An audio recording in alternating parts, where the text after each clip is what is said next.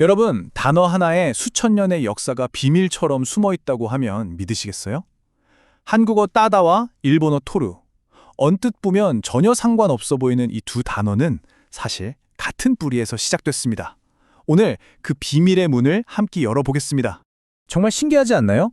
과일을 따는 아주 원시적인 행동부터 면허증이라는 추상적인 자격을 얻고 심지어 사진을 찍는 현대적인 행동까지.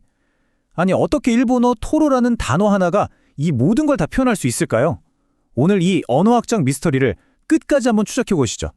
자, 이 수수께끼를 풀기 위한 첫 번째 단서는요. 시간을 아주 멀리, 저 고대 시대로 거슬러 올라가야 합니다. 모든 것은 아주 구체적이고 원초적인 단 하나의 행동에서 시작되거든요. 핵심은 바로 따다라는 이 행동입니다. 무언가를 원래 있던 곳에서 딱 떼어내서 내 것으로 만드는 거. 나뭇가지에 달린 열매를 따는 모습을 한번 상상해 보세요. 바로 이 느낌, 이 에너지가 오늘 우리가 파헤칠 이야기의 가장 깊은 뚜리이자 모든 의미 확장의 출발점입니다. 옛날 사람들의 삶을 한번 떠올려 볼까요? 열매를 따고 버섯을 채취하고 무언가를 분리하는 아주 구체적인 행동들이죠. 그런데 놀랍게도 일본어 토루가 바로 이럴 때 한국어 따다와 완전히 똑같이 쓰인다는 겁니다. 이건 뭐 거의 언어의 화석이라고 할 수 있죠. 여기서 핵심적인 증거가 나옵니다. 언어학적으로 보면요. 우리말의 강한 뗀소리, 이 뜨 발음 있잖아요. 이게 일본으로 건너가면서 좀 더 부드러운 토 소리로 바뀐 거라는 거죠. 발음은 살짝 바뀌었지만 그 안에 담긴 분리해서 내 것으로 만든다라는 그 본질적인 뜻은 그대로 살아남은 겁니다.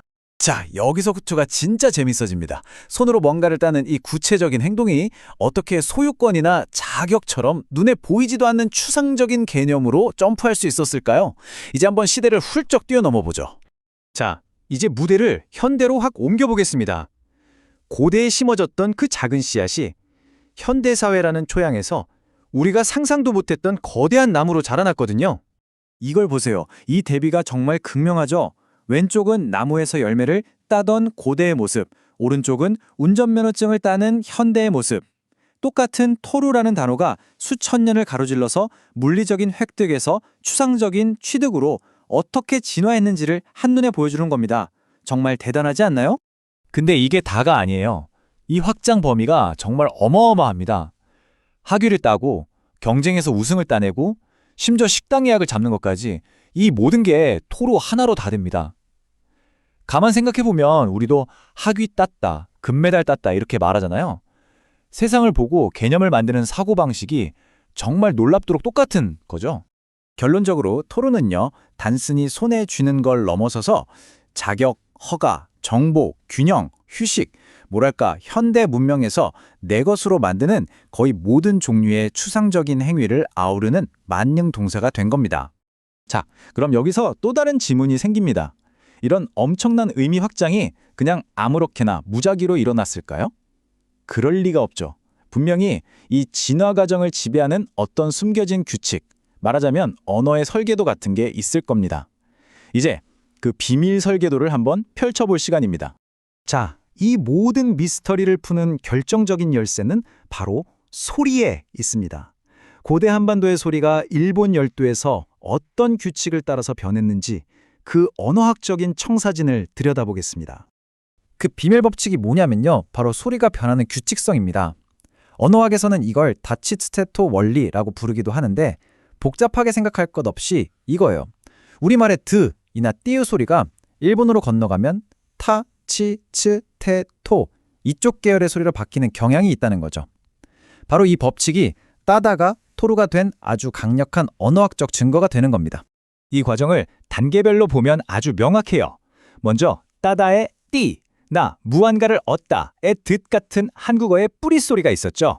이 소리가 일본으로 넘어가서 그쪽 모음과 만나면서 자연스럽게 토라는 소리로 자리를 잡게 된 겁니다. 마치 강물이 흐르면서 주변 지형에 맞춰 모양이 바뀌는 것처럼요. 이 비유가 정말 모든 걸 설명해 주는 것 같아요. 한국어의 뒷 계열 소리는 하나의 씨앗이었던 거죠. 그리고 일본어 단어 토루는 그 씨앗이 일본이라는 땅에서 뿌리 내리고 자라나 수많은 의미의 가지를 뻗은 거대한 나무인 셈입니다. 자, 이제 마지막으로 이 모든 걸 종합해서 좀 더 큰 그림을 한번 그려보겠습니다. 이건 단순히 단어 하나가 어떻게 변했냐의 문제가 아니거든요. 결론적으로 일본어 토르우는요, 사실 여러 개의 한국어 뿌리가 합쳐져서 만들어진 결정체라고 볼 수 있습니다. 열매를 따다에서는 채취의 의미를, 무언가를 얻다에서는 소유의 의미를, 그리고 손에 들다에서는 행동의 에너지를 빌려온 거죠. 이 세 가지 개념이 수천 년의 시간 동안 토르라는 하나의 소리 안으로 녹아 들어간 겁니다. 이건 두 언어를 쓰는 사람들이 세상을 얼마나 비슷하게 바라봤는지를 보여주는 강력한 증거예요. 그러니까 이 토르라는 단어는 우리 조상들이 일본 열도에 전해준 그 작은 언어의 씨앗이 세월이 흘러 거대한 나무로 성장했다는 것을 보여주는 살아있는 역사 그 자체인 겁니다. 우리가 매일 아무 생각 없이 쓰는 말들 속에요. 사실 이렇게 아직 발굴되지 않은 고대의 역사가 숨어 있을지 모릅니다. 그렇다면 언어라는 이 거대한 유적지를 우리가 더 깊이 파고든다면 과연 또 어떤 놀라운 과거의 모습과 만나게 될까요? 한 번쯤 생각해 볼 만한 질문 아닐까요?